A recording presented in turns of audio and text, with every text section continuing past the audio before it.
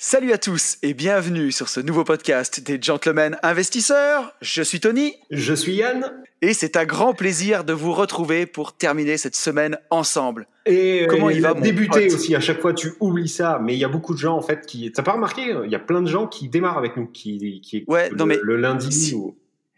si les mecs sont en retard, qu'est-ce que je peux y faire? Ouais, Tu c'est vois, vrai, le podcast il sort le vendredi. Normalement, il faut l'écouter direct, quoi. C'est vrai. Si t'es en train de travailler, t'arrêtes et tu nous écoutes, quoi. C'est ça. Et puis après, ça va faire quelque chose de trop long, parce qu'on va commencer... tu vois, on va dire merci de nous écouter en cette fin de semaine, en ce début de semaine. Non, ça va être Oui. Mais en tout cas, voilà, il faut aussi souhaiter une bonne semaine à ceux qui nous écoutent lundi. Voilà, soyez forts pour cette nouvelle Tout semaine. à fait. Et je sais pas si t'as remarqué, mais quel temps Non. fait-il chez toi? Alors écoute, chez moi, j'ai dû mettre les persiennes, mec, parce que j'ai un soleil Non, mais magnifique c'est un truc qui de fou. qui me caresse le visage. Hier, j'y pensais, tu sais, et je me disais, Ouais. là on est jeudi pour tous ceux qui nous écoutent, donc le podcast On enregistre la veille. voilà, sort demain. Et hier, chez nous, il faisait un temps dégueulasse, il pleuvait, et je me suis dit, pour la première fois, on va peut-être enregistrer, tu vois, avec un temps de merde. Et ben non, là, Non, grand soleil, non. truc de fou, il fait pas chaud, mais voilà, c'était le point météo. Merci à tous de nous avoir écoutés. Bon allez, on en parle parce que les gentlemen. J'allais dire, les gentlemen font la pluie et le beau temps, mais ah, c'est bon, pas complètement. ça va peut-être le foutre. Alors, qu'est-ce que tu voulais nous dire, mon petit Tony? Alors, je voulais, avant de commencer, dans ton sac, ouais. Il y a plein de choses. Je voulais te dire que on va faire un podcast, on va pas mal répondre aux questions des auditeurs tout le long du podcast parce que vous avez été nombreux à nous poser des questions. Mais de ce qui revenait de tous, c'est que les gens aiment nous voir hurler, Yann. Ils aiment quand on s'énerve, ils veulent du sang et des larmes. Je trouve ça horrible. Ouais, en fait, tu dis ça, mais on s'y attendait un peu quand même. Tu vois, nous... Moi, ça m'étonne pas. C'est-à-dire, en fait... Je suis en train de faire le grand écart de Van Damme, tu vois. Tous les lundis, j'essaye dans mon podcast de prôner la bienveillance, et tous les vendredis avec toi, je m'énerve. Et tu sais quoi, sur le podcast de la semaine dernière, je me suis vraiment énervé en plus, bon, quoi. Mais c'est chaud quand même. En même temps, il y avait de quoi. Franchement, la semaine dernière, tu vois, les sujets traités, il y avait vraiment de quoi péter les plombs. Après, moi, c'est vrai que je démarre un peu trop au quart de tour. Alors, il y a des gens qui vont trouver ça détestable, d'autres qui vont aimer, peu importe. C'est comme ça. Donc on me refera pas. C'est ça. Et deux, on force personne à écouter. Mais effectivement, on a eu beaucoup de retours sur le podcast de la semaine dernière en disant vous aviez bouffé du plomb. Mais non, en fait, c'est juste qu'on était. Enfin là, j'étais juste transparent, entier. Voilà. Bah ouais. Alors tu verras quand même. Vas-y, je t'ai préparé un petit truc. Je t'ai préparé un petit truc pour que tu t'énerves un peu. Tout à l'heure. Ouais. Mais t'as vu, j'ai tout fait. je me suis envoyé une grosse séance de boxe ce matin pour justement. J'ai vu. De me détendre. Après, tu sais que au final, on regarde tous enfin pour ceux qui ont la télé, toi t'as pas la télé, mais on regarde tous des émissions de débat. On regarde, tu vois, on aime les émissions. Ah non, pas tous, mec. Moi, je regarde beaucoup d'émissions de débat. Non, mais pas forcément c'est horrible. émissions. Je déteste les débats. Moi, j'adore quand ça part en vrille, en fait. Tu vois, mais pas forcément des émissions politiques, hein, mais des débats. Tu vois, en fait, on adore détester. Tu vois, par exemple, un Zemmour, je peux pas le voir. Mais par contre, s'il est à la télé, je le regarde, cette espèce d'abruti, parce que je le déteste. Et donc, à tout moment, tu vois, j'aime quand ça saigne. Et donc, au final, je suis pas étonné que le podcast de la semaine dernière ait fait parler. Bah oui, voilà, c'est sûr. Il fait parler dans notre petit, tu vois, dans notre autour de nous. T'allais dire notre petite communauté, mais elle est en train d'être plus si petite que ça, parce que on est 224 sur YouTube là au moment où on enregistre. Et c'est beau quand même. En fait, effectivement, j'allais dire ça et je me suis dit non, dis pas ça parce que c'est plus vraiment vrai. Et entre SoundCloud, YouTube et tout, je m'aperçois qu'on là maintenant. Alors, je pense pas que je vais me mettre à peser mes mots. On commence à être nombreux. Mais ouais, on commence vraiment à être nombreux et une fois de plus, je sais c'est rébarbatif, mais une fois de plus, vraiment merci à tout le monde. Voilà. Ouais, carrément. Essayons de faire un peu plus court sur mes réponses parce que c'est surtout moi qui prends du temps à chaque fois. Donc j'essaie d'être plus condensé. Vas-y. Après, la suite. Alors la suite, on pourrait parler un peu de J'irai investir chez vous qui commence à prendre forme, n'est-ce pas? Plus que ça, ouais. Enfin, ça prend. Ça, oui, ça y est, c'est lancé. Ça y est, en même temps, il suffisait d'en parler, quoi, en fait, parce qu'on n'en parlait pas. On a nos 2 premiers hôtes. Hein. Ouais, déjà. C'est ça. Et donc ça, c'est vraiment, vraiment cool. Ça va être très, très bon. Ouais, ça va être très, très bon. Voilà. Non, ça va être top. On a déjà bien bossé, nous deux, de notre côté pour préparer ça. Nos 2 premiers hôtes ont aussi, eux, bien bossé de leur côté. Donc, c'est super bien. Ils sont chauds bouillants. Ils sont motivés à bloc. Voilà, c'est ça. On sent surtout qu'ils sont vraiment motivés. Ça, c'est super cool. Et voilà, qu'on n'y va pas pour boire 3 bières. Contrairement à d'autres. On va en boire quand même un peu. Hein. Oui, mais on a reçu des demandes, tu vois, tu te rappelles ? Ah oui. Où tu te disais, mais enfin bon, bref. Il y avait des gens, ils voulaient juste nous voir. Ouais, et on va pas partir 2 jours. Enfin bon, bref. Non. Peu importe. Donc voilà, là on a des gens motivés et qui ont envie d'avancer, et ça, c'est très très bien. Voilà. Et si toi aussi tu es motivé, si toi aussi tu as envie d'avancer, n'hésite pas à contacter les gentlemen pour les recevoir chez toi pendant 2 jours. C'est ça. En général, ouais, c'est 2 jours. Et ça parle, enfin, on parle forcément d'IMO, mais le but du jeu, c'est pas non plus que de l'IMO. Hein. C'est de l'éducation financière mélangée à des tips pour devenir financièrement indépendant.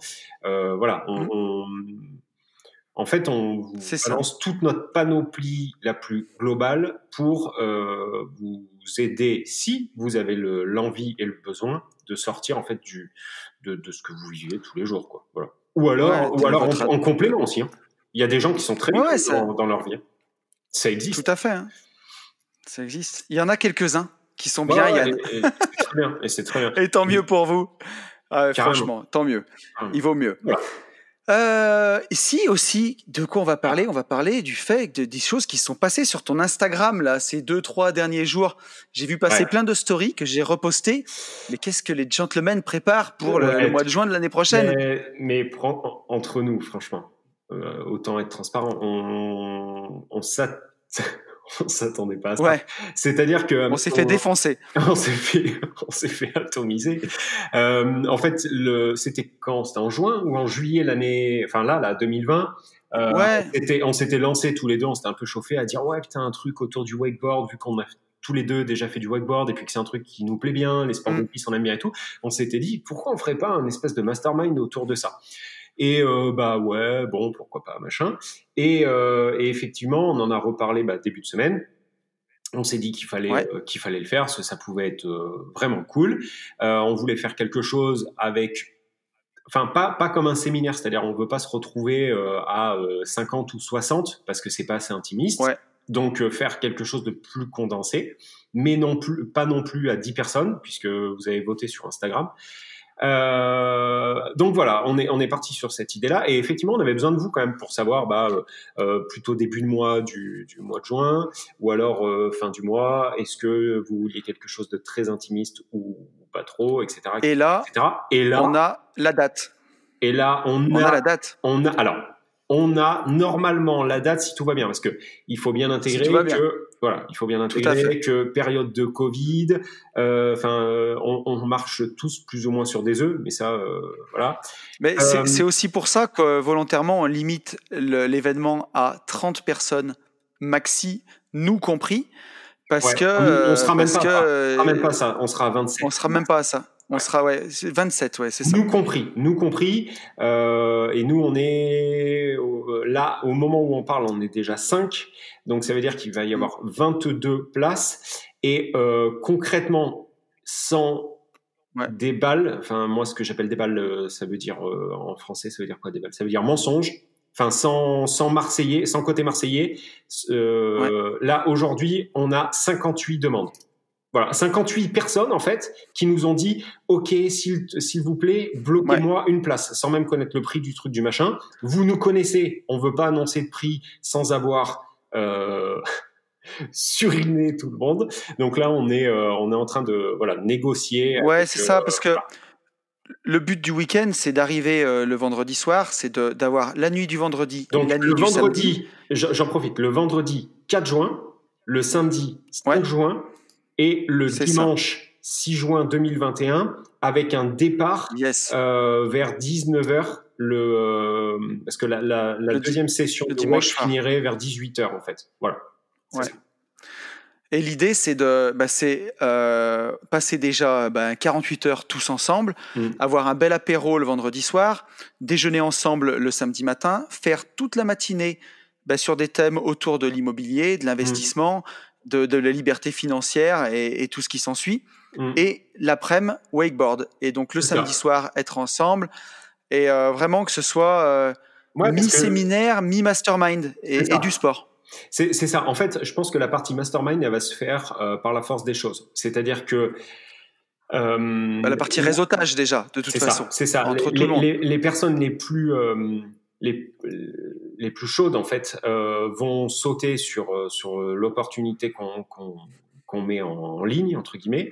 Donc on va avoir les gens les plus motivés et du coup les 22 plus motivés vont prendre les places en premier et vont se retrouver en fait entre gens extrêmement motivés.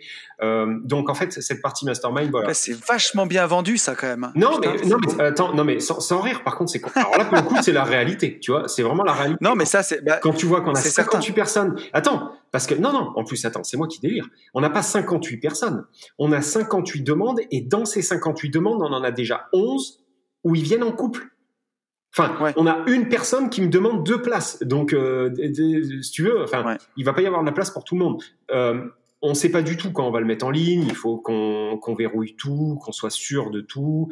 On veut laisser passer un peu de temps aussi pour mieux verrouiller la partie Covid, etc. C'est ça. Après, il faut qu'on mette en ligne. Il faut qu'on crée l'événement. Bon, donc ça va pas se faire dans 3 jours. Vous inquiétez pas. Mais ce que je veux dire, c'est au moment où on va l'annoncer dans un podcast, je pense qu'on l'annoncera dans un podcast le vendredi. On mettra en ligne peut-être le samedi pour que tout le monde puisse accéder au même moment. Il va pas falloir dire ouais mais attends, je vais voir avec l'oncle de ma tante si toutefois la lune est en face du bon là 22 places. Mais je pense que ça partira vite. Voilà. Ouais. Et surtout que encore une fois, c'est un événement où on va tout verrouiller financièrement pour que ça soit attractif, quoi. Le but du jeu, c'est pas de vous envoyer un week-end à 1000 balles, quoi. Voilà. Non, mais on sera pas du tout dans ces chiffres-là. Voilà. Vraiment pas du tout. Voilà. Et effectivement, donc, il va y avoir cette partie réseautage, c'est obligatoire. Dès le vendredi, puisque le but du jeu, c'est que le vendredi, on soit accueilli avec un petit apéro et tout. Donc là, il y aura une grosse réseautage au repas. Après, il va y avoir qu'on fasse une présentation. C'est ça. L'idée, c'est vraiment ça, c'est que le vendredi soir, chacun prenne la parole devant tout le monde pour se présenter. Un peu comme on fait quand je fais les masterminds avec le club des rentiers, où tout le monde se présente pour qu'on sache vraiment les prénoms de chacun et ainsi de suite, quoi. C'est vraiment ça le but. Yes. C'est ça, exactement. Et puis il va y avoir aussi comment on peut expliquer ça, pendant les activités WEC, il y a des personnes qui nous ont contactés en plus qui maîtrisent déjà bien cette activité, donc il va y avoir une partie cohésion de groupe, il va y avoir des échanges aussi sur ça. Franchement, j'ai trop hâte. Je peux pas dire que j'ai envie d'être ça va être trop bien tout de suite parce que il y a d'autres choses à vivre avant. Mais bien sûr. Mais vraiment. Ça, je pense que ça va être l'enfer, sans prise de tête. Les intervenants, il va y avoir nous. Et on essaye d'avoir un intervenant aussi pas mal qui pourrait être utile pour le plus grand nombre. Voilà. Je sais pas comment dire, je veux pas trop dévoiler. Mais... Et après, de toute façon, aussi, les gens, à mon avis, on mettra les places en vente assez tôt et les gens pourront voter s'ils veulent une intervention particulière sur un thème particulier. Ça peut être, je sais pas moi, sur le marchand de biens, sur comment utiliser la fiscalité des entreprises, par exemple, pour essayer d'être le plus libre possible, et ainsi de suite. Il peut y avoir plein de thèmes qu'on peut faire, des choses que vous n'avez pas forcément l'habitude de voir. On peut vraiment faire à la carte. Le but, c'est que ça plaise aux gens qui veulent venir, quoi, que ça réponde à leurs besoins. Vraiment. Ben ouais. Mais non, mais ça va être cool. Bon, bref, voilà, on a dû passer encore 10 minutes. Ça va être trop bien. On est pas mal là. Allez, écoute, donc je te propose qu'on attaque par l'actualité du jour. Alors cette semaine, il y aura 2 actus. Il y en a une que j'ai bien aimée, que j'ai vue quand j'étais en vacances la semaine dernière. C'est dans le journal Sud-Ouest, c'est à Bordeaux. Ah oui. Et voilà, et l'article s'appelle « Bordeaux, ils protestent contre l'amendement anti-squat ». examiné par l'Assemblée nationale. Donc on a 6 ou 7 personnes qui sont en train de parler dans ce qui semble être un bar ou quelque chose comme ça, avec une belle pancarte marquée « Bailleur, trouvez-vous un travail honnête ?» C'était... Tu l'avais envoyé. Est-ce que t'as pas honte de toi, Yann, d'être un bailleur malhonnête? Tu veux pas aller trouver un boulot honnête au lieu de louer tes LCD, là?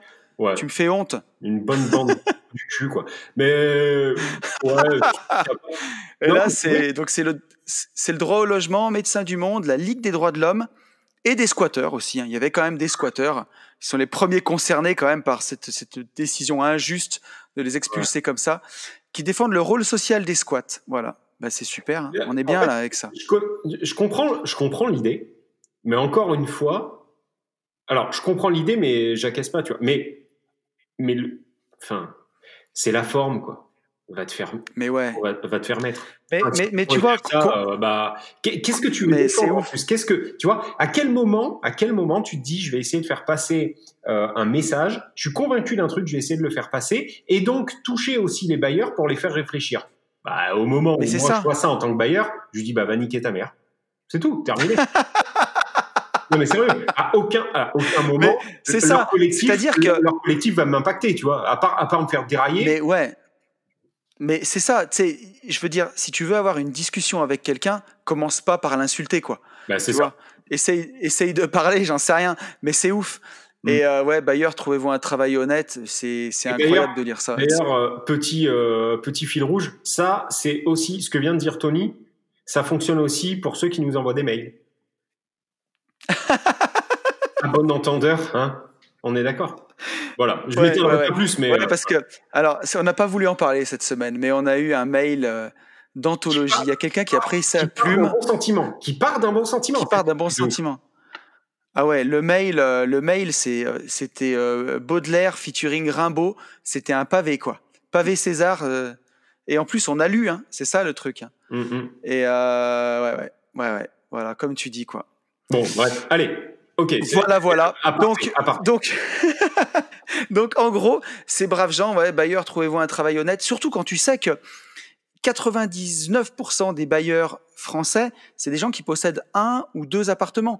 Les gens qui veulent en vivre comme nous, c'est marginal. On est le 1%, nous, qui en accumulons plus de 10. Je crois même pas, en fait. Je crois que c'est encore moins que ça. Vraiment. Je pense qu'il faudrait, tu vois, ça c'est un chiffre à chercher pour un prochain podcast. Mais oui, mais ceux qui ont pourquoi tu l'as pas plus de 10 lots. Alors là, alors déjà, je tiens à dire qu'en plus, j'ai préparé tout le conducteur de ce putain de podcast. Yann n'a rien foutu. Il faut quand même que vous le sachiez. J'ai absolument rien fait. Mais comme vous le savez, bah en fait, je fais jamais rien. Je me branle les couilles. Donc non seulement ce mec a un travail malhonnête, non, mais ça et en plus il faut rien. Ça n'étonnera personne. Tu penses impacter qui? Tout le monde le sait. Je fous rien. Je passe mon temps à faire des stories, si tu veux, voilà, à faire de la boxe, à faire des stories et aller chercher la petite à l'école. Voilà. Bon, après, mais tu vois, c'est ça qui est beau, c'est que les mecs qui nous écoutent, ils ont 2 rentiers au téléphone. Tu vois, il y en a un rentier qui a tout le temps débordé, quoi, entre guillemets, et il y en a un autre, il est dans son canapé. Mais oui, tu veux trop travailler. Et après, pour ma défense et à ma décharge, sachant que j'ai dit à ma décharge, je crois. Donc, pour ma défense, là, je vous avoue que j'ai dû passer, pour l'histoire du WEC, machin, j'ai dû passer, quoi, peut-être bien 4 coups de fil. 14-15 coups de fil. J'ai noté 4 post-it. Je suis mort. Je vous promets, je suis en PLS. Le mec qui se fait un claquage. Ah oui, office de tourisme et tout. Je t'ai rappelé 3 fois en te disant j'ai trop de trucs à te demander. En fait, j'avais 4 questions. Non, je sens que je suis plus du tout en fait. Non, je suis sur en fait, je suis sur un rythme personnel et ce rythme personnel, en fait, je pense qu'il est adaptable à personne d'autre. En fait, il faudrait pas qu'il m'arrive un gros malheur. Mais tu vois, je me trouve dans le salariat. C'est ça je vais pas comprendre. Ouais, c'est ça qui est beau, c'est que tu vois, tu es un modèle de slow life sans même savoir ce que c'est, tu vois. C'est le minimalisme adapté à sa vie. Ouais, c'est tout à fait ça. Ouais, mais je te confirme que... Comment on va faire pour les coachings, hein. Prévoyez, non, mais, prévoyez-moi, je sais pas, de la coke, en fait. Ouais, là, il faut de la juvamine ou du guronzan, ouais. Ça sera pas assez. Non, vous inquiétez pas, je suis chaud boulette. Parce qu'on dit ça, on rigole, mais je suis chaud patate. Mais tu vois, par contre, pour être plus sérieux sur ce que tu dis, quand tu dis que tu es inemployable, mais que ce soit toi ou moi, je suis inemployable. C'est impossible. Ouais. Bah, si un jour il m'arrive une tuile et que je me retrouve dans le salariat, mais je vais servir à rien, quoi. Enfin, je serais trop rebelle, c'est impossible. Ouais, mais déjà, c'est mort. Une tête de con avant même d'être indépendant, tu vois. Ouais, ça va être tendu. Un peu fouteur de merde. Mais même pas dans le mauvais sens, mais en gros, j'ai jamais aimé qu'on marche dessus, bon. Et alors là, aujourd'hui, laisse tomber, quoi. Là, je serais un cancer pour la boîte. Ouais, moi, j'ai toujours eu du mal avec l'autorité. Tu sais, j'avais mon premier boulot, je sais pas s'il m'écoutera, mon chef, ou s'il se reconnaîtra, mais j'avais un chef, putain, mais c'est là où tu te dis, comment ce mec peut être mon chef alors que je suis 100 fois plus malin que lui. C'était une catastrophe. Ouais. Et là, tu te dis que le mec, en fait, il a gravi les échelons en serrant les bonnes mains. Et alors, j'allais être plus vulgaire, tu vois. Mais on va dire en serrant les bonnes mains. Et tu te dis, vive l'indépendance, quoi. Voilà, ça c'est dit. Eh oui. Bon, écoute, je pense qu'on va pas en faire plus contre ces protesteurs de loi anti-squat. Puisque ils n'avaient pas des bonnes têtes de bailleurs, eux, par contre. Hein. Donc voilà, et je te propose qu'on parle de la nouvelle actu qui vient d'arriver, c'est l'encadrement des loyers à Lyon. Donc Lyon et Villeurbanne, deux villes où comme à Paris et à Lille, arrive l'encadrement des loyers. Donc ça, c'est pas une très très bonne nouvelle. Après, il fallait s'y attendre parce qu'à Lyon, depuis qu'on a je crois que la mairie je crois pas, c'est la mairie, c'est sûr, la mairie a changé et c'est les écologistes, ils bloquent beaucoup de permis de construire. C'est un petit peu plus compliqué pour l'immobilier à Lyon depuis que la mairie a changé. Ouais. Et donc là, l'encadrement, alors je dis pas qu'il faut pas du tout être écologiste, mais chez nous, écologie, ça va beaucoup avec gauche, quoi, souvent. Donc c'est un petit peu compliqué parfois dans les dialogues, on va dire. Et voilà, encadrement des loyers. Donc pour les mecs qui font de la coloc à Lyon, ça commence à transpirer un peu. À Lyon ou Villeurbanne. Qu'est-ce que t'en penses, toi, Yann ? Qu'est-ce que ça va engendrer, cet encadrement des loyers ? Très honnêtement, là, Yann, il est trop con pour donner une vraie réponse, tu vois. Ça fait partie des choses qui commencent un petit peu à me dépasser. Je sais pas. Est-ce que ça va engendrer, tu vois, des marchands de sommeil ? Quand je dis marchand de sommeil, en fait, c'est de la loc, du marchand de sommeil, en fait, de la loc dissimulée. Ouais. Si tu veux, moi, ce que j'en dis, c'est les rendements à Lyon, ils sont déjà tellement claqués, le prix de l'immobilier est déjà tellement cher que si tu peux pas indexer un petit peu ton loyer, forcément, ça va faire des logements encore plus vétustes, quoi. Concrètement, c'est la qualité des logements qui va encore être appauvrie, quoi, à mon avis. Alors, il y a deux phénomènes. Soit il se passe que ça. Tu vois, au mieux, en fait, il se passe que ce que tu dis. Au mieux, et c'est déjà chiant, mais au mieux. Au pire, en fait, pour moi, ça va mettre pas mal de bailleurs à la gorge, qui vont être obligés de vendre. Donc, c'est peut-être le but ultime, que ça, tu vois, que ça fasse exploser ce qu'on pourrait appeler la bulle immobilière à Lyon. Du coup, s'il y a beaucoup de produits en vente, ils estiment peut-être que ça va faire une chute des prix, tu vois, parce que moins de demandes par rapport à l'offre, mais j'y crois absolument pas, parce que pour moi non plus. Jean-Michel, il va se retrouver acculé, donc il va vendre, tu vois, il va vendre un appart ou deux apparts, mais derrière, qui va arriver ? Des gros promoteurs ou des gros investisseurs qui ont les reins vraiment solides et ils vont finir de le saigner et ils vont se gaver plus qu'ils se gavaient. Moi, ce que je crois aussi, c'est que peut-être qu'en ne pouvant pas, avec les loyers qui soient fixés, peut-être que les gens vont de plus en plus se rabattre sur devenir propriétaire et faire monter de ce côté-là le prix de l'immobilier plutôt que de le faire baisser. Tu vois ce que je veux dire? C'est ça. Arrêter de louer. C'est un peu le risque. Ouais. C'est ça. Arrêter de louer, que ça se retrouve sur le marché de l'ARP et que ça fasse monter les prix. Au contraire que ça ait un autre côté pervers. Après, tu vois, moi, c'est sûr que si tu me poses la question, pour moi, le marché, il doit s'autoréguler. C'est-à-dire que si Lyon, ça devient vraiment trop cher, juste les gens, ils bougeront. Ils iront se loger ailleurs.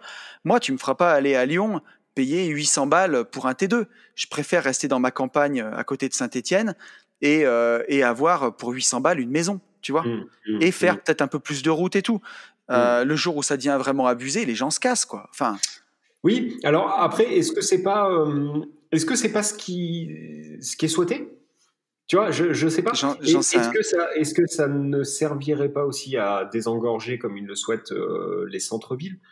Bah, franchement, j'en sais rien. Après, pour rassurer les investisseurs lyonnais, pour moi, Lyon, c'était déjà en fait claqué. Avant ça. Quand je dis c'était claqué, c'était pour faire du patrimonial, pardon, c'est de la balle. Mais par contre, pour aller chercher du cash flow, bon, t'es tellement dans le film. Pour chercher de la renta, c'est même pas la peine. Donc déjà, pour moi, il fallait un petit peu sortir du périmètre centre-ville et première couronne. Donc je pense pas que ça démoralisera les investisseurs lyonnais, en tout cas pas ceux que nous on va pousser au cul. Voilà. C'est-à-dire que après, tu vois, je pense aussi. Pour être tout à fait transparent, on a un coaching avec une jeune femme, c'est au mois de novembre. Et en fait, avant même ça, une partie de la stratégie qu'on avait, nous, établie tous les deux, était de sortir, tu vois. Donc, bon. Ouais, c'est certain. Il faut pas qu'il soit trop inquiet. Après, qu'est-ce que ça va engendrer en plein centre-ville et tout? Je sais pas, j'en sais rien.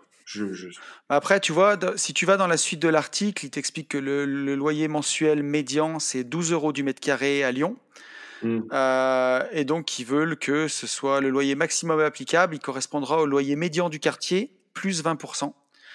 Ensuite, qu'est-ce qu'il nous raconte? Il nous raconte que c'est une mesure qui est prise pour lutter contre forcément l'inflation des loyers, contre le découpage de grands appartements en petites surfaces, entre parenthèses, plus rentable. Alors, est-ce que c'est juste plus rentable ou est-ce que c'est, tu vois, ou est-ce que c'est juste que c'est le marché qui demande ça? Aujourd'hui, si on est de plus en plus nombreux, si on veut survivre, si on veut même vivre tous ensemble, oui, ça c'est sûr. Il y a des moments, vouloir être une famille de 4 dans une maison de 200 mètres carrés, sur un terrain de 3000, c'est fini tout ça. On va aller tous vers des maisons plus petites, vers des terrains plus petits, et ça, c'est juste les choses. Après, des grandes surfaces en ville, si tu as envie d'habiter dans un T4 en plein centre de Lyon, tu vas le sentir passer aussi, quoi. Non mais carrément. C'est certain. Hein. Je sais pas. J'en sais rien. Tu vois, j'arrive pas à savoir si tu veux ce qu'ils ont en tête. Tu vois, le but ultime, parce que le but ultime, on le saura dans 10 ans. Tu vois, ils vont pas nous dire aujourd'hui ce qu'ils ont en tête réellement. Et tu vois, ouais. Alors après, ce qu'ils ont un peu en tête, je vais te le dire à la fin de l'article. C'est ce que tu vois, c'est qui marque qu'ils travaillent à la mise en place d'une brigade du logement capable d'identifier les entorses à cette mesure, d'en informer les pouvoirs publics. Donc encore une fois, voyou, va te chercher un travail honnête, et puisqu'on a besoin d'une brigade. Enfin, tu vois, c'est toujours un peu ces termes-là. Moi, j'ai toujours je grince toujours un peu des dents quand je vois ça, parce que faut pas oublier que les bailleurs, ils prennent des risques, ils payent énormément d'impôts. Enfin, on est au mois des taxes foncières. Moi, si je compte tout, j'ai dû en payer pour 16 000 balles quand même. Donc, des impôts, on en paye, quoi. Je suis en dessous, moi, quand même. Moi, j'ai des trucs. 5 et 700. J'ai des trucs en SCI aussi. Donc, je compte pas que ma part dans la SCI, je compte toutes les taxes foncières que j'ai payées. Mais on en est là, quoi. Donc, des impôts, on en paye, on contribue, on est utile quand même. Enfin, il me semble, quoi. Mais pas que ça. Hein. Moi, j'ai des locataires qui sont très heureux. Tu vois, ce que je veux dire, sans même parler de payer, payer. On loge des gens, on les loge dans des appartements qui sont bien. Moi, j'ai voilà, j'ai aucun problème avec ça. Et puis les gens qui y sont contents d'y être. Et puis ça fait partie eux de leur étape de vie. Tu vois, je les attache pas dans cet appartement. Il faut rester 10 ans. Enfin, tu vois, il y a les étudiants. Et puis, enfin, je sais pas. Quand tu veux vivre de ton immobilier, tu es un peu obligé de faire les choses comme il faut parce que tu aies 1 ou 2 appartes et que tu gères ça en mode balèque, tu mets les gens qui sont susceptibles d'habiter dans un appart que tu n'habiterais jamais, bon, bah, tu auras des problèmes, mais tu en auras 1 ou 2. Mais quand tu commences à avoir 15, 20 lots, bah, tu as intérêt d'avoir des beaux appartes avec des gens qui sont contents et au moins, bah, voilà, si les gens sont contents, ils vont pas te prendre la tête, ils vont pas t'appeler toutes les 5 minutes et toi, tu dors bien et tu fais quelque chose de bien. Enfin, il me semble, quoi. Mais bon. Non, mais... Ouais, bon, écoute. Bon, je crois qu'on peut clôturer ce sujet, voilà. Mais toujours... En tout cas, pour les investisseurs, pas de panique. Voilà, moi, c'est ça que je veux dire. Mais voilà, l'État sera toujours un peu interventionniste. C'est un marché, c'est une loi de marché. Donc après, est-ce que ça a besoin d'être régulé? Moi, j'en sais rien. Peut-être, mais peut-être pas de cette façon. Je sais pas. Ouais. Je te propose qu'on passe aux questions des auditeurs. Yes. Puisqu'il y en a eu pas mal de questions. Donc, alors attends, la première que j'ai... ah oui, si, c'est un petit commentaire d'Étienne que je voulais te lire quand même. Étienne qui me dit sur YouTube, 20 minutes d'écoute et toujours pas de discussion en rapport avec le titre. Les gars, c'est la première fois que je vous écoute. J'espère que demain, quand je reprendrai la vidéo, ça fera moins de discussion de comptoir. J'ai vu les autres podcasts que vous avez faits, ça a l'air super intéressant. En tout cas, merci d'avance. Bienvenue, Étienne. Déjà, bienvenue. Merci de nous écouter. Par contre, comme je te l'ai répondu sur YouTube, mon pote, t'es très très mal tombé. C'est-à-dire que le but ultime de ce podcast, c'est justement, c'est le comptoir de l'IMO en fait. Tous les vendredis, c'est ça. Voilà, c'est le comptoir de l'IMO, que tu puisses intervenir dans le podcast comme tu l'as fait, toi et tout le monde. Donc voilà, c'est le but. C'est le but. Voilà. Ouais. Et le but, c'est qu'il y ait un maximum de valeur gratos, bien entendu. #valeur gratos.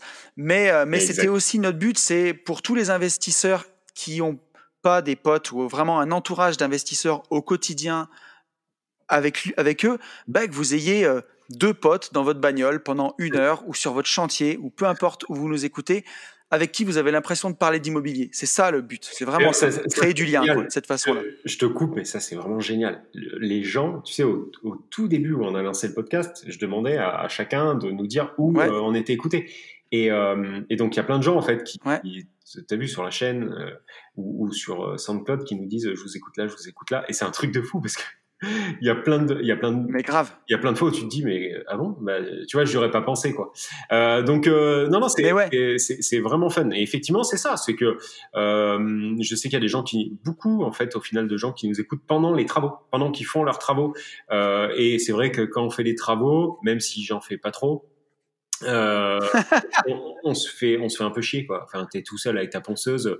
Donc salut les gars, bon courage. Mais c'est le voilà, le but c'est ça, c'est le comptoir de l'IMO, c'est exactement ça. Et c'est rigolo en fait que en tombant sur un des derniers podcasts, tu sois tombé pile poil dans le mille d'ailleurs en commentaire en nous mettant ça quoi, en mettant le comptoir de l'IMO, parce qu'en fait c'est exactement ce qu'on avait dit au tout premier podcast qu'on voulait faire avec le comptoir de l'IMO. Voilà. Mais bien.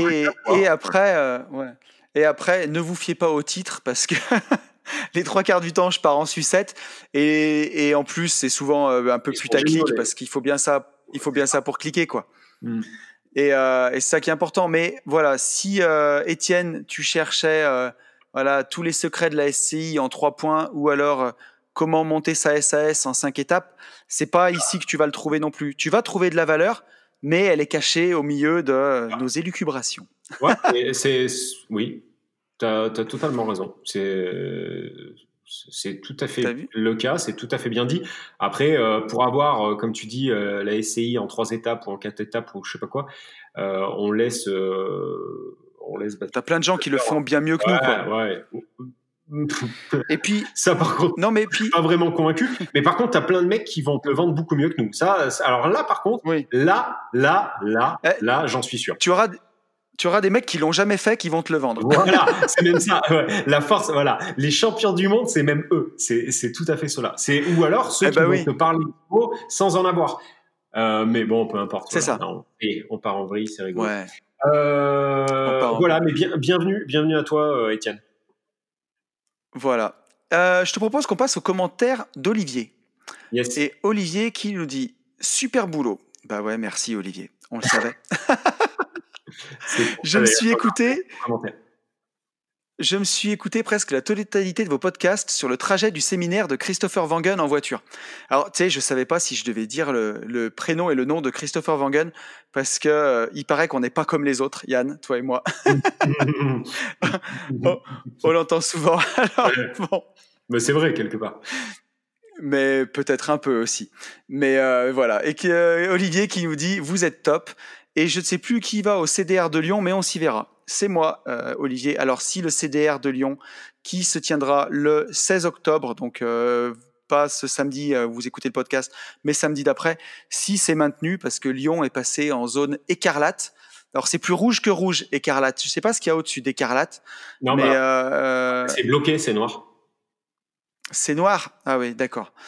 Et donc voilà, donc je sais pas si ça sera maintenu. J'espère parce qu'on devrait être 150 investisseurs, ça doit être un moment génial. Et j'ai trop hâte, mais voilà, pour l'instant, je croise les doigts que ce soit maintenu. Donc si tu y vas, Olivier, tu me verras. Et Olivier qui nous dit les difficultés d'emprunt étant tendues, que conseillez-vous pour séduire les banques? Ou faut-il contacter un courtier? Et y a-t-il de réelles difficultés à emprunter via une société, SCI ou SAS? Est-ce que tu veux commencer, mon pote? Là, un silence qui en dit long.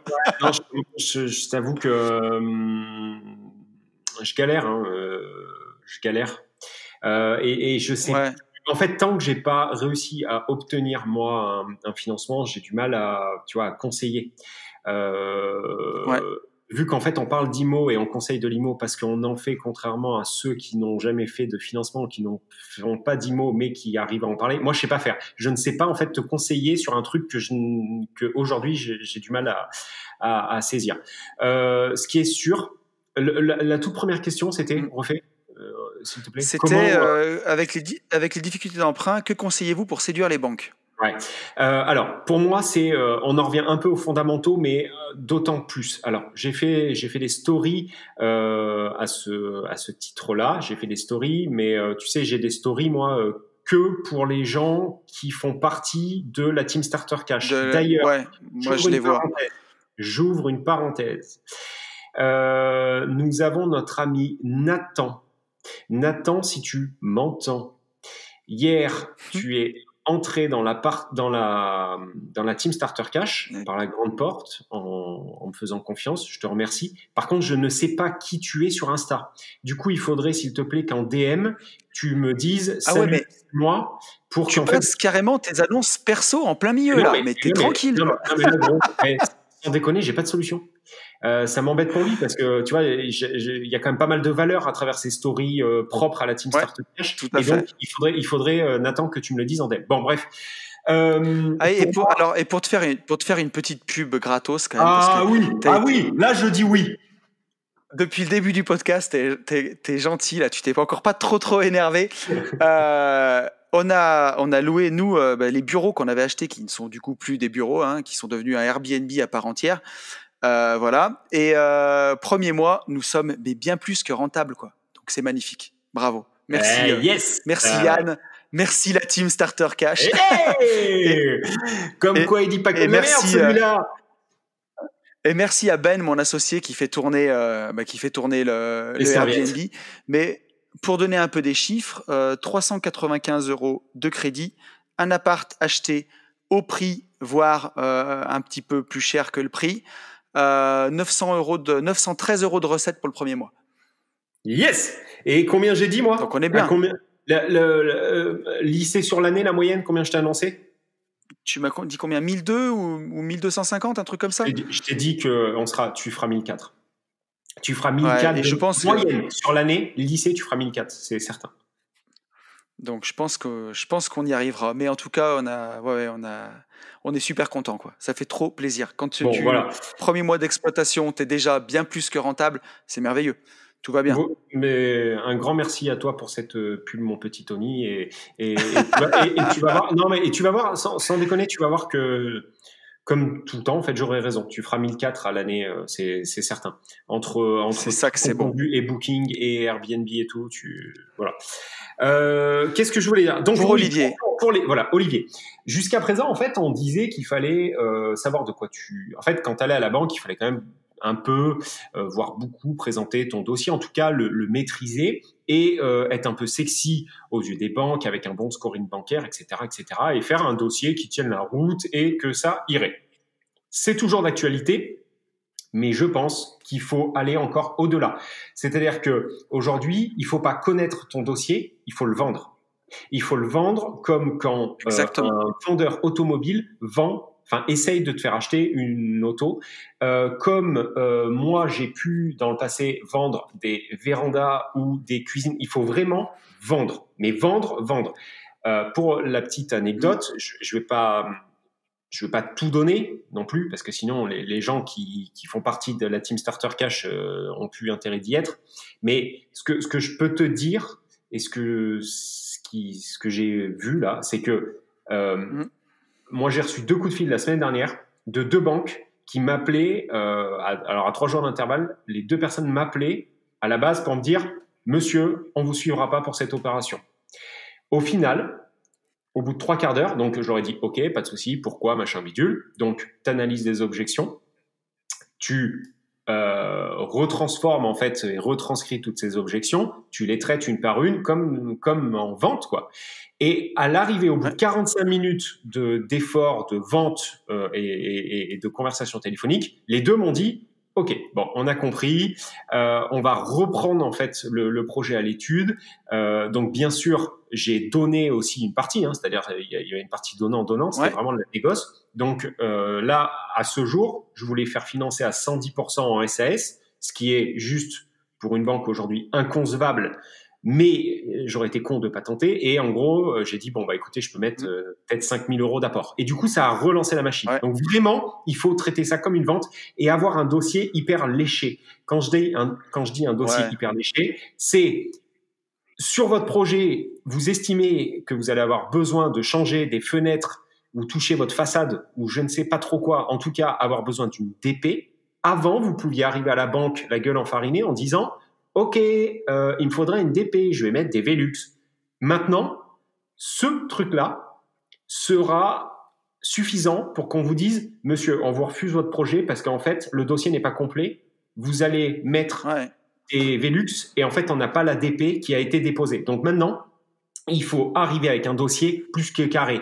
Si il va y avoir DP, faites la DP en amont. Joignez-la au dossier. Si vous avez des travaux à faire, mettez des devis. Les devis, mettez-les appart par appart, c'est-à-dire détaillés. S'il y a 4 lots, il y a tant d'enveloppes pour tel appart, etc., etc., etc. Il s'agit plus de faire ça un peu à la one again, quoi. Voilà, c'est bon. Ça. Moi, c'est ce que je retire là de cette galère actuellement. Tu vois, moi, ce que je te dirais, ce que je répondrais à Olivier, pour un petit peu ajouter à ce que tu as dit déjà, juste sur le dossier bancaire, je ferai un CV, mais pas ton CV pour aller chercher du boulot, un CV d'investisseur, un petit peu, où tu expliques ton parcours d'investisseur. Moi, je l'ai fait pour les derniers sur le marchand de biens. Et ils sont contents, ils aiment bien, tu vois, où je leur explique que de formation, je suis ingénieur, que j'ai tenu une entreprise de travaux publics pendant plus de 12 ans, donc que je connais très bien les travaux publics, que j'ai tant de patrimoine, que j'ai déjà fait tant de lotissements, et ainsi de suite. Et comme ça va monter aux engagements, comme ça va passer dans la main de plein de mecs, au moins, ça tient une page, mais ils savent un peu qui tu es. Et ça fait du bien. Ça peut vraiment, vraiment aider. Alors, et après pour ce que tu as dit... Ouais, vas-y. Je vais te dire, pour ce que tu as dit sur le dossier, j'ai rien à ajouter. Il faut un dossier hyper complet. Et alors, il faut savoir synthétiser. Il ne faut pas arriver avec un truc qui fait 1 centimètre d'épais, sinon ils ne l'ouvriront même pas. Il faut que ça fasse 3-4 pages. Après, quitte à ce qu'il y ait en devis en annexe, pardon, tous les devis, mais le dossier qui présente le projet, il faut qu'il fasse 3-4 pages, pas plus. Ouais, Sinon, il ne c'est le ça. regarde pas. Avec des photos, il faut que ce soit un coloriage, il faut que ce soit facile à lire. Parce que, voilà, que ce soit simple. Si c'est que du texte, un putain de pavé, personne ne le lira. Et voilà. Mais après, moi ce que je dis souvent, c'est, vous vous souvenez, on l'a tous fait ça. On a tous fait comment on appelle ça, cet exposé sur les dinosaures. Ou l'exposé sur l'automne. Tu sais, quand tu étais en CE2, tu faisais un exposé sur l'automne. Bon, et ben en fait, faites la même chose, mais en version grand garçon. Voilà. Il faut que vous fassiez un dossier, c'est un petit exposé. Voilà. C'est ça. Et alors après, tu vois, pour un petit peu continuer, je te conseillerais déjà de t'accrocher à ton CDI tant que tu n'as pas un patrimoine conséquent qui te permet de t'arrêter. Parce que c'est quand même beaucoup plus facile quand tu as un CDI. Ils sont moins casse-bonbons. Ça, c'est une certitude. Je ne sais pas ce que tu en penses, Yann. Ah bah oui. Moi, je le vois. D'accord. Voilà. Aujourd'hui, c'est ce qu'ils me mettent dans la tête. Oui, mais... Donc, après, ils sont un peu pénibles avec ça. Donc, voilà, il faut bien en accumuler, bien, avant de lâcher son taf. Ouais. Et ensuite, contacter un courtier. Si tu as un dossier qui est pas génial, il fera pas des miracles non plus. Je pense que déjà, il faut que tu aies un dossier béton, comme on l'a dit. Et ensuite, ce qui séduit vraiment les banques, c'est d'avoir du cash. Parce que ça, c'est saisissable facilement de l'apport. Ou de l'apport, ou de l'épargne à nantir. Non. Mais c'est la base. Non. Même pas. En tout cas, du pognon, quoi. En SAS. Ah non. Non. Dis-moi. Enfin, moi, là, aujourd'hui, ça ne suffit pas. Là, ça suffit pas. Aujourd'hui, alors attention, parce qu'il y a, qu'on soit bien d'accord, moi, je vous parle en société, je vous parle en SAS, je vous parle pas en nom propre. Aujourd'hui, obtenir du 25 ans à 110% en LMNP, oui, ça se trouve encore, ça se fait. Par contre, choper du plus de 20 ans à 110%, non, allez, du plus de 20 ans à 20 ans en SAS, mais c'est sûr. Franchement, c'est chaud du huc. Enfin, moi, en tout cas, je galère. Mais après, tu vois, avec du cash, aujourd'hui, il y en a là, ils sont en train de me parler quand même, sur un projet à 260, il y en a qui me demandent de financer tout le mobilier, donc il y en a pour 25 000, et en plus de mettre 10 000 d'apport. Non mais... Ouais, mais c'est sûr. Et tu vois, et alors nous, en marchand de biens, donc en aménageur foncier, en lotissement, on a eu autant des gens, des partenaires bancaires sérieux qui nous ont suivis sur une opération là, où les conditions, tu vois, d'emprunt, c'était 20% d'apport, et avec un taux qui était bien correct. Et on en a un autre, au bout d'un moment, on a dit fuck off, quoi, parce que ça commençait sur les mêmes conditions, et plus on avançait dans le dossier, plus il fallait mettre d'apport. Après, ça parlait de caution personnelle, de plein de trucs, et finalement, en marchand de biens, on l'a sorti sur fonds propres, quoi. On a tout financé nous-mêmes, parce qu'au bout d'un moment, arriver à emprunter, oui, après les conditions, c'est bon, quoi. On n'est pas non plus des mendiants. Alors, quoi. Il y a un moment, il faut arrêter. Là, moi, j'en étais là, en fait, tu vois, à la fin. J'en étais là. C'est-à-dire que je peux même dire avec qui, la caisse d'épargne. La caisse d'épargne, je leur ai dit. Je leur ai dit, il y a un moment, si les banques ne veulent pas faire leur boulot de banque, il y a un moment, en fait, je vais financer moi tout seul. Mais par contre, je le dis sous le coup de la colère, je raccroche et je dis, tu sais, sûr de moi, tu sais, comme un connard d'adolescent de merde. Je me dis, c'est ça, je vais financer moi-même. Et en fait, je me dis, mais tu sais, quand tu redescends, tu te dis, si je fais ça, je suis trop con. Mais ouais. Tu vois, donc. Mais alors, je suis d'accord. Alors, tu vois, moi, j'ai fait la même chose que toi. Forcément que derrière, ce qu'on a fait, ça va nous faire des problèmes s'il y a un coût d'opportunité. Parce que l'argent qu'on a immobilisé dans cette affaire, pour économiser peut-être 5 ou 10 000 euros de frais bancaires, ça va me porter préjudice si demain on me propose une super affaire que je ne pourrais pas saisir parce que mes fonds ils sont bloqués pendant quelques mois, pendant 3 ou 4 mois là. Mais d'un autre côté, il y a un moment, c'est pas possible, quoi. C'est pas possible. Tu peux pas courber les chines comme ça tout le temps. C'est pas possible. Tu vois. Donc, il faut arriver à trouver des bons partenaires qui vous respectent aussi. C'est pas facile, hein. C'est pas simple, mais... Et puis en plus, je sais même pas, tu vois, si c'est une histoire de... Tu vois, tu dis, il faut trouver les partenaires qui... Je sais même pas si c'est une histoire de respect ou quoi. Je crois qu'en fait, ils veulent pas. Là, en ce moment, ils veulent juste pas. Ouais, mais c'est là où les choix qu'on prône, c'est-à-dire essayer d'être un peu minimaliste, essayer de l'indépendance. Mettez du cash de côté, vos petites noisettes comme un écureuil, tu vois. T'as raison. Faites grossir votre trésor de guerre. T'as raison. Et plus vous avez du pognon, plus vous avez accumulé, plus vous êtes sérieux, crédible, et plus vous pouvez prôner encore plus l'indépendance, quoi. Ouais, t'as raison. Et être indépendant. Sauf que t'as raison. T'as raison, mais j'ai l'impression que ça ne suffit même pas. Enfin, moi, je ne vais pas rentrer dans le détail du détail, mais comme je leur disais, si moi, aujourd'hui, je ne suis pas finançable, mais vous financez qui? Tu vois ce que je veux dire? Il y a 2 boîtes. Mais alors, tu vois, c'est ouf. Hein. Sarah, elle est fonctionnaire. Il n'y a pas un crédit. D'accord? Elle a un salaire net de chez net. On a fini de payer la maison. Mais tu veux faire quoi? Tu veux faire quoi? Tu veux faire quoi? Mais c'est ouf. Regarde pour ma RP. Concrètement, enfin, là, on vient avec Ben, on vient d'acheter l'appart dont j'ai parlé tout à l'heure. On l'a acheté à 2, un appartement 82 ou 3 000 euros, je sais plus, à financer, comme une lettre à la poste en SCI. Je peux même pas te dire. C'est passé tout seul. Et pour la RP, on pouvait l'acheter cash, hein, on l'a emprunté, mais on aurait pu l'acheter, on avait les fonds. Hein. Et ben, ils nous ont même pas demandé d'ouvrir une assurance vie chez eux, de mettre de l'argent. Non, ça a juste été la croix, la bannière, parce que justement, j'avais pas de CDI.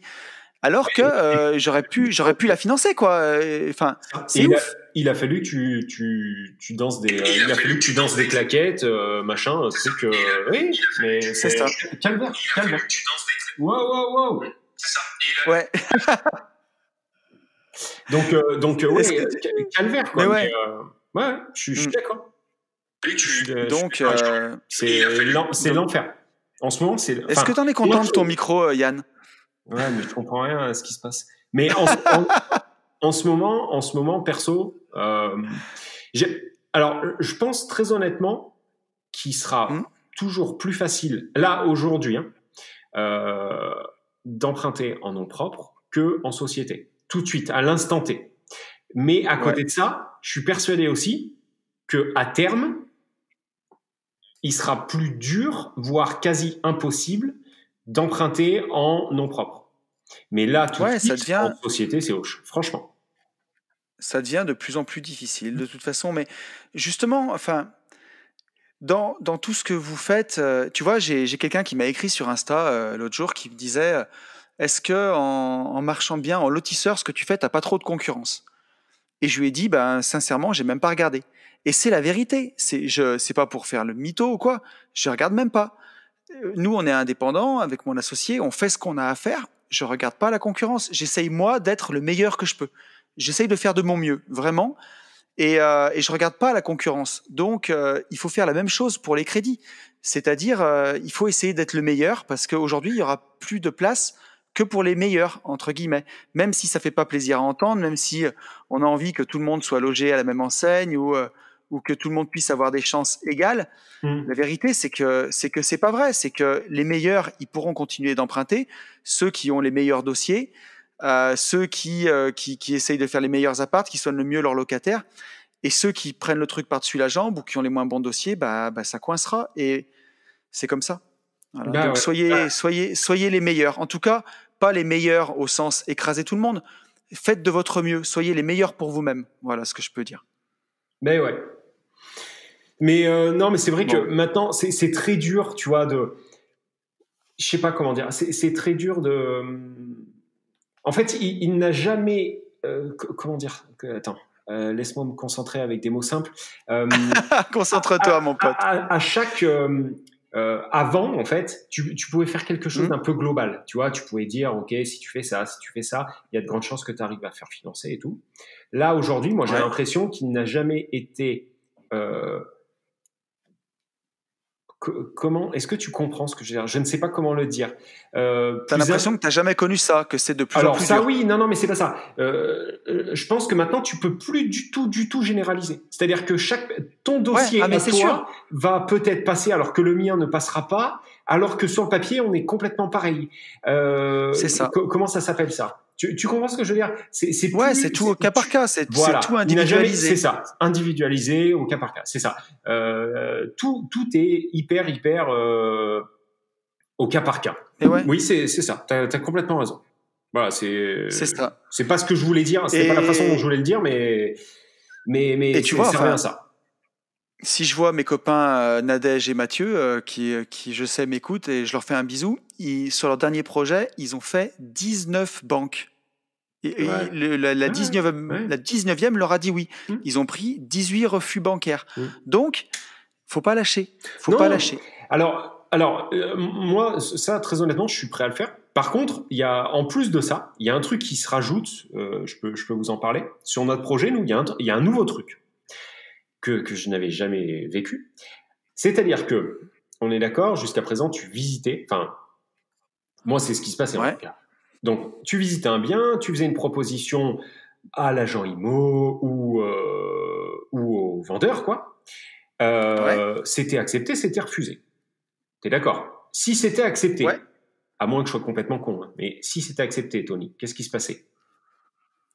Si ta proposition était acceptée, voilà, et ben t'allais voir ta banque, quoi. Tu signes compromis. Voilà, tu signes un compromis et t'allais voir ta banque. Ok.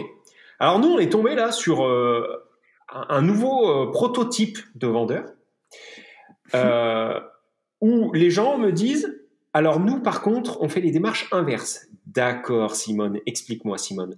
Eh bien alors nous, en fait, on ne signera aucun compromis tant qu'on n'a pas une lettre, en tout cas un papier, un justificatif bancaire comme quoi vous allez obtenir votre crédit. Donc, j'ai dit... C'est hyper compliqué, c'est les malades. Font pas, et en plus, ça vaut rien.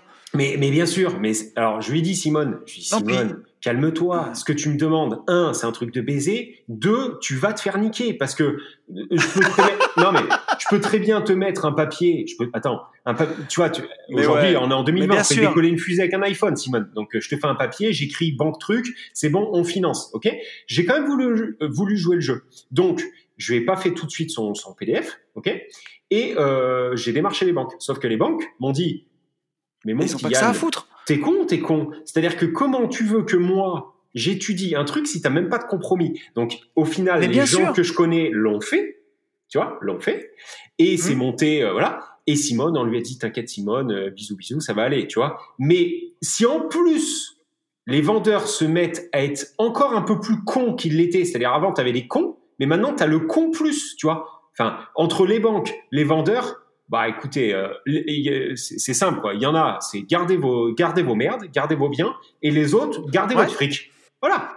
Sauf que ça fonctionne que pour nous. Ça fonctionne que pour des gens qui, dans un cas ultime, pourraient aujourd'hui financer une partie eux-mêmes. Tu vois. Moi, ce qui m'interroge le plus, c'est comment va faire Philippe, qui a 22 ans, qui a pas d'argent devant lui. Tu vois. Et qui veut et qui a envie de démarrer l'IMO. Comment il fait, Philippe? Ouais, Philippe, il bosse, il s'accroche à son CDI et il met un maximum d'oseille de côté. Voilà. Ah oui, non, mais là, c'est sûr. Ouais.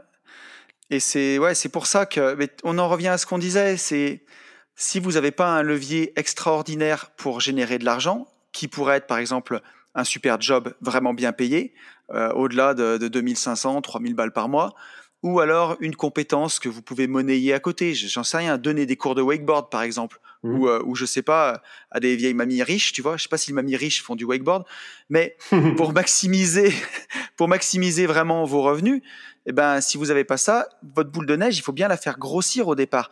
C'est beaucoup plus facile de faire cracher 1000 euros par mois à 100 000 balles qu'à 10 000 balles, quoi, concrètement. Donc, pour arriver à mettre ces 100 000 premiers euros de côté, bah, faut économiser, être intransigeant. Bah, faut pas aller au resto tous les week-ends, il faut pas dépenser des bouteilles en boîte de nuit à 80 balles, faut pas fumer pour 200 euros de clope tous les mois, à moins de gagner 5 ou 10 000 balles, mais mettez de côté au maximum au départ, et quand vous aurez déjà une grosse boule de neige, bah, après, vous pouvez relâcher la pression. Et moi, je vois que ça. Et si tu vas voir ta banque, et l'autre jour, pareil, j'ai quelqu'un qui m'a écrit sur Insta, vraiment adorable, hein, qui veut investir dans l'immobilier, qui gagne 1800 euros par mois. Donc, c'est déjà pas mal, hein, c'est pas si mal. Mais ça fait, je crois qu'il a 28 ans, donc ça fait 10 ans qu'il travaille, et il a 5000 euros d'économie. Eh ben, c'est pas possible. Comment en travaillant depuis 10 ans, en gagnant 1800 balles par mois, donc il y a 200, si je dis, tu vois, 1800 x 12, bon, je sais pas combien ça fait, 480, ça fait 21 000 euros. En disant 210 000 euros sont passés dans tes mains et t'as payé tout le monde. T'as payé le pompiste, t'as payé le boulanger, t'as payé l'épicier et t'as réussi à garder 5 000 euros. Donc, tu as réussi à épargner 2,5% de ce que tu as gagné. Eh ben non, c'est mort. C'est mort. Il faut que tu multiplies par 10. Il faut que tu épargnes 20% de ce que tu gagnes si tu veux avoir une chance. Et ça, c'est pas très c'est pas très Charlie, quoi. Ouais, c'est pas bankable. Ben voilà. C'est pas bankable. Et on vous dira, mais vaut mieux être team augmente tes revenus, machin, vise la lune. Mais ce qu'il y a, c'est que si tu adaptes à chaque fois ton train de vie sur ce que tu gagnes, t'es foutu. Et c'est facile à dire, vise la lune au départ, mais vise la lune quand t'as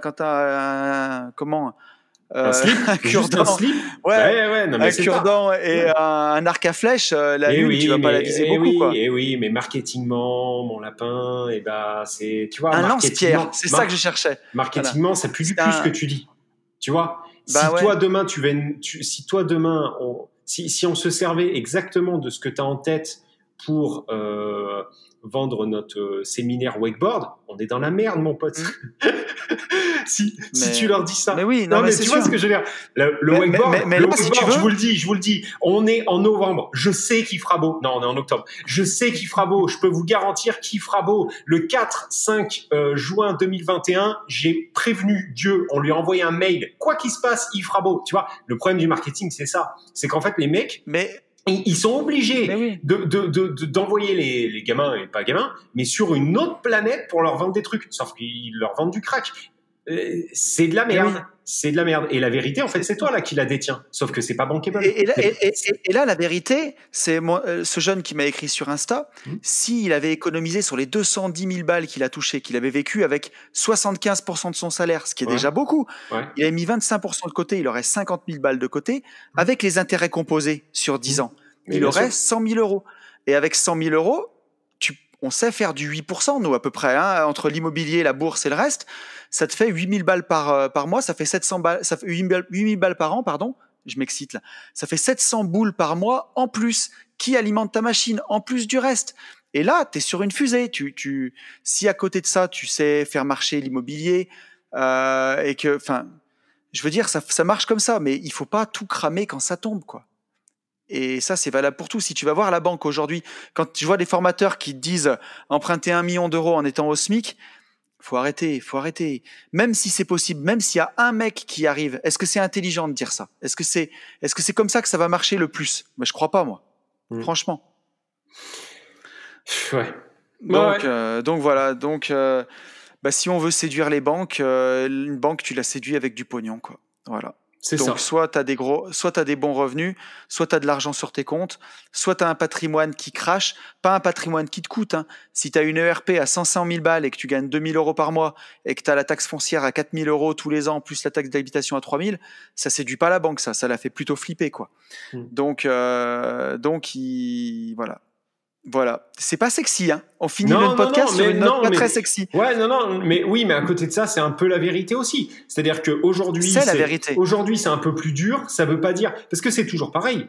On a affaire, il faut bien avoir en tête qu'on a affaire à une banque. En fait, tout peut changer, pas du jour au lendemain, mais aujourd'hui, il y a Covid. Ce que je veux dire, c'est qu'il faut comprendre en fait que c'est un engrenage. C'est-à-dire que une banque va nous lâcher des financements plus simplement en fonction de ce qui se passe, donc des événements mondiaux type Covid, mais aussi, même si ça paraît très loin, des élections américaines. Parce que banque européenne, parce que inflation, parce que prix du dollar, parce que etc. Donc en fait c'est une multitude de choses qui peuvent nous servir ou nous desservir. Après il y a aussi le fait qu'on soit en fin d'année. Il est toujours plus simple et on le sait de faire financer un projet en début d'année. Bon bref, donc ce qu'il faut. Par contre, où je veux bien me faire comprendre, il ne sert à rien de se créer une nouvelle excuse en disant OK, alors vu que les deux branquignoles, ils nous ont dit qu'en ce moment c'était dur, je vais continuer à bouffer des curly en regardant Netflix. Ah non, mais Et l'année prochaine, je passerai à l'action. Il faut pas. Au contraire, c'est justement parce que c'est dur qu'il y en a plein qui vont arrêter. Donc pour les plus persévérants, là, il y aura une fenêtre de tir. C'est sûr. C'est relou, oui, mais ça fait partie du game. Pour les mecs. En vrai, c'est une bonne nouvelle. En vrai, c'est une bonne nouvelle. Si on peut le tourner comme ça, c'est une bonne nouvelle. Et c'est comme en amour, c'est-à-dire que si vous séduisez, je parle pour les mecs, si vous séduisez une pouffe, bah en fait, tout le monde peut la niquer, donc il n'y a pas d'intérêt. Voilà. Par contre, non mais on est d'accord. Par contre, si vous séduisez quelqu'un d'élégant, qui est plus difficile à avoir, etc., ça marche. À l'inverse pour les gars, il y a quand même plus de mérite. Là, c'est exactement la même chose. Donc, effectivement, il est plus simple de se dire ok, Yann, il a dit que en étant en fin d'année, alors du coup, en début d'année, ça sera plus simple. C'est bon, Marilyn, on attend. Mais non, attends pas. Il faut y aller maintenant. Et par contre, comme tu le dis, il va peut-être falloir faire 18 banques. Voilà, c'est tout. Ouais. Ça fait partie du jeu, hein. Rien. Paris ne s'est pas fait en un jour. Non. Tu sais quoi, je te propose qu'on laisse les gens sur cette belle expression de 1902 que tu viens de nous sortir. Exactement. Hein, exactement. Parce que ça fait combien de temps ? Ça fait plus d'une heure. J'avais encore 2 questions des auditeurs, mais comme on est parti en sucette, elles seront pour la semaine prochaine. Bon. Donc c'est pas grave. Mais tant mieux, c'est que voilà. Ce qu'on fait, c'est que, en attendant, nous on va vous souhaiter donc une belle journée. On va vous dire qu'il faut passer à l'action et pour ça, il faut foncer en visite. Big up, à bientôt. Salut à tous.